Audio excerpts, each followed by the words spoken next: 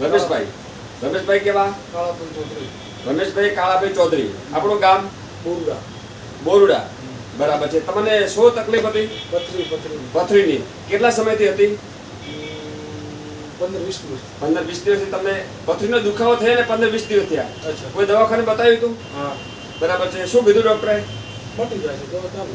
દવા ચાલુ. કેટલા સમયથી દવા લેતા હતા? અઠવાડિયે.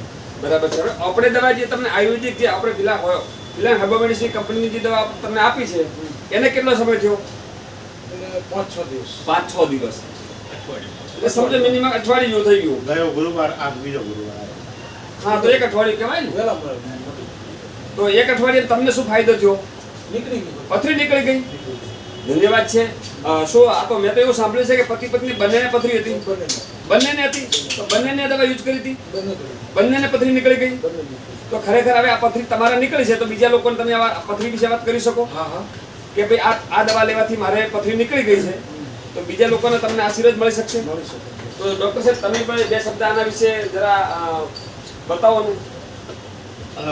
આ જે છે જે પ્યોર ઓર્ગેનિક પ્રોડક્ટ છે અને આયુર્વેદિક છે, બરાબર છે.